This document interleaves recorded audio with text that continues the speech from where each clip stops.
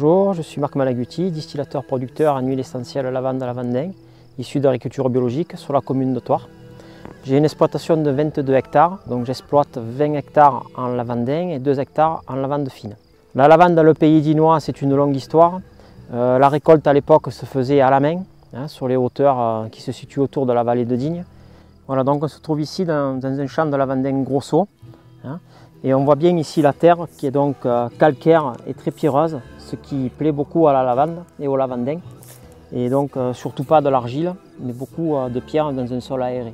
Donc je vous parlais de l'agriculture biologique. L'agriculture biologique, c'est donc plus de pesticides, plus d'engrais chimiques, plus de désherbants chimiques.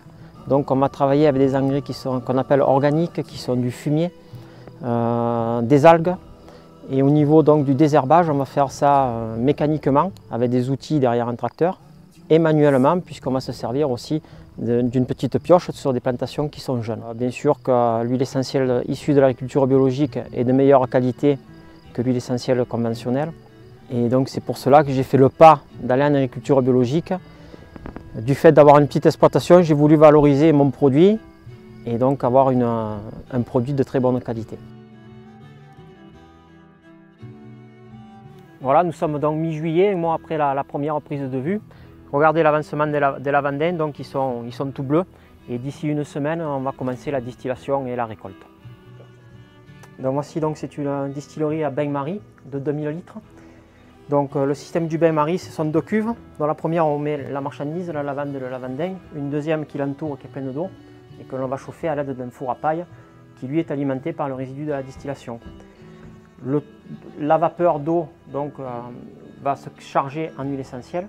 Il suffira ensuite de refroidir cette vapeur d'eau dans le refroidisseur, un serpentin trempé dans de l'eau froide, pour obtenir un liquide qui va être de l'eau plus de l'huile. Et la séparation se fera par densité de poids dans un séparateur. Ici donc il va couler le résultat du refroidissement de la vapeur plus l'huile essentielle, qui va tomber dans la partie inférieure du cylindre, donc du séparateur. Par densité de poids, l'huile essentielle va venir buter contre un double fond. Ici donc au milieu de ce double fond, un tube circulaire, par là où va venir déborder l'huile essentielle. Cette partie-là sera le réservoir d'huile essentielle, et ici sera rajouté le trop plein d'eau qui a servi à amener l'huile essentielle.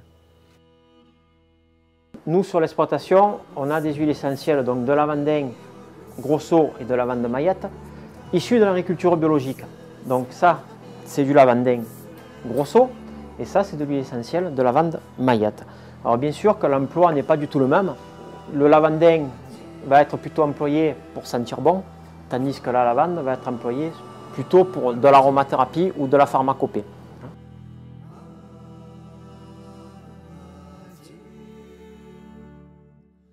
Adieu ma douce